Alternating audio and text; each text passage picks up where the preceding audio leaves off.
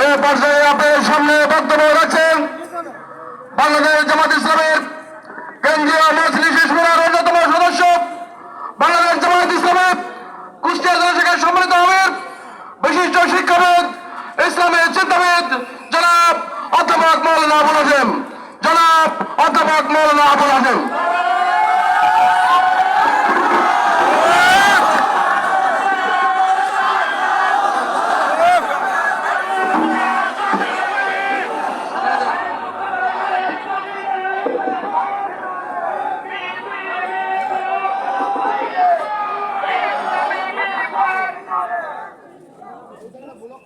أعوذ بالله من الشيطان الرجيم بسم الله الرحمن الرحيم الحمد لله رب العالمين والصلاة والسلام على سيد المرسلين وعلى آله وأصحابه أجمعين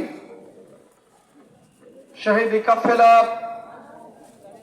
মাজলুম সংগঠন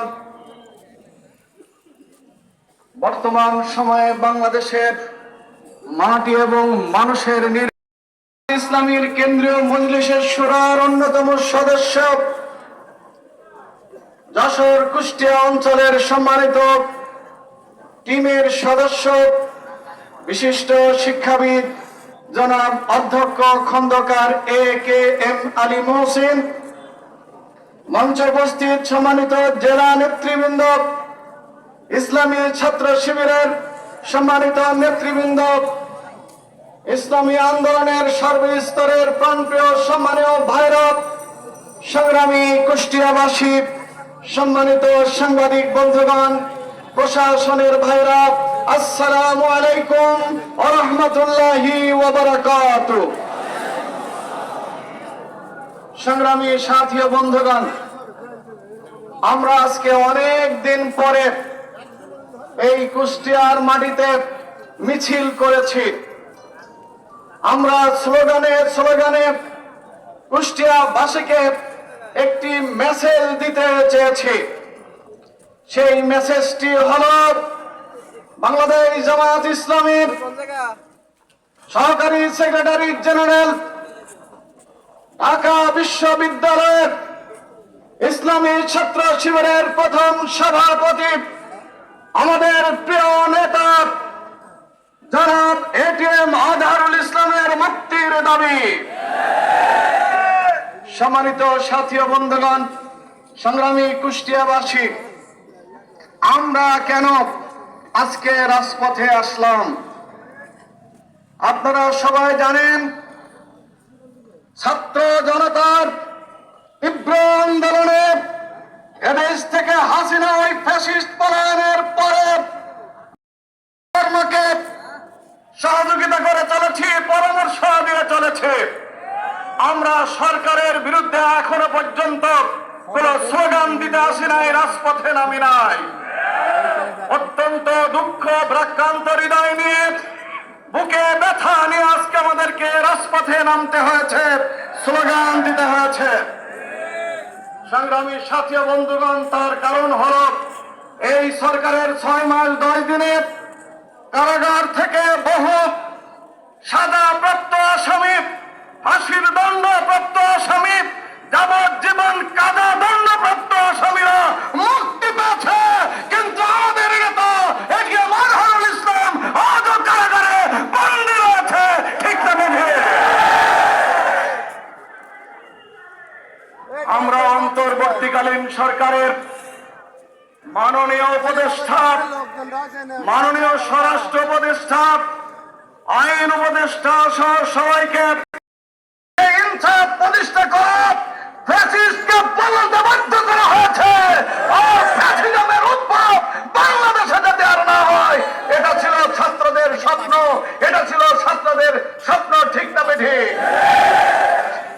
সংগ্রামী সাথী বন্ধুগণ, সেই স্বপ্ন, সেই সাম্য, সেই ইনসাফ এ সরকার আমাদের ব্যাপারে করতে ব্যর্থ হয়েছে। সকলকে মুক্তি দিয়েছে, কিন্তু আমাদের নেতাকে মুক্তি দিতে পারে। সরকারকে বলতে চাই, বাংলাদেশ, বর্তমান বাংলাদেশ, নতুন বাংলাদেশ, এখানে আমরা সাম্য চাই, ইনসাফ চাই, দেশবাসী সাম্য এবং ইনসাফ চাই। আর সেই ইনসাফের দাবি হলো অন্যদেরকে যেভাবে মুক্তি দিয়েছেন আমার নেতার বিরুদ্ধে শতভাগ মিথ্যা 12 মামলায় যাকে মৃত্যুদণ্ড দেওয়া হয়েছে আমার নেতাকেও মুক্তি দেওয়া সম্ভব। তাই অবিলম্বে এটিএম আজহারুল ইসলামকে মুক্তি দিতে হবে।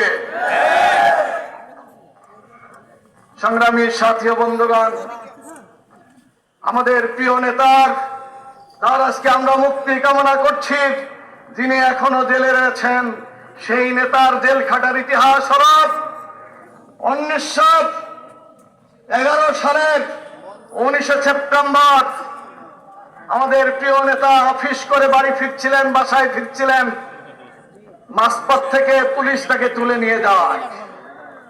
গায়েবী মিথ্যা অবৈধ মামলা দিয়ে আমার নেতাকে প্রায় 1 বছর জেলখানায় আটকে রাখা হয়েছিল। তারপরে তিনি আইনি প্রক্রিয়ায় জামিন পেয়ে বাসায় ফিরছিলেন। বাসায় ফিরে ছিলেন তিনি, সরকার তখন তার বাসাকে চারিদিক থেকে বিভিন্ন বাহিনীর লোকজন দিয়ে ঘেরাও করেছিল। তার বাসার বিভিন্ন সাইডে সিসিটিভির ক্যামেরা সেট করা হয়েছিল, যাতে তিনি বা তার কোন লোকজন, আত্মীয় স্বজন, দলের লোক তার সঙ্গে সাক্ষাৎ করতে না পারে। এরপরে ষড়যন্ত্র করা হলো আমার নেতার নামে যুদ্ধ অপরাধের সেই মিথ্যা বানোয়াট মামলা, ওই তথাকথিত ক্যাঙ্গারু কোডে একটি মামলা দায়ের করা হলো। সেই মামলায় আবারও 2012 সালে আমার নেতাকে অ্যারেস্ট করা হয়েছে। ওই শেখ হাসিনা ফ্যাসিস্টের তথাকথিত আন্তর্জাতিক সেই আদালত ট্রাইব্যুনালে আমার নেতার ফাঁসির রায় ঘোষণা করা হয়েছিল। আমরা সেই রায় নিয়ে হাইকোর্টে গিয়েছিলাম। হাইকোর্টে মাননীয় 4 জন বিচারকের 3 জন নিম্ন আদালতের রায় বহাল রাখলেও একজন বিচারপতি এই রায়ের সাথে দ্বিমত পোষণ করে তার মুক্তির কথা বলেছিলেন, কিন্তু সরকার তার কথা শুনে নাই। আমার সম্মানিত নেতাকে জেলে বন্দী করে রাখা হয়েছে। করে তাকে দেখা সম্ভব? কেউ বলেছে 7 মাইল দূর থেকে আমি দেখেছি আজহারুল ইসলাম মানুষ হত্যা করেছে, এটাও কি সম্ভব? একজন কোর্টে এসে সাক্ষী দিয়েছে, তিনি তাকে আজহারুল ইসলাম ভাইয়ের ক্লাসমেট বলে দাবি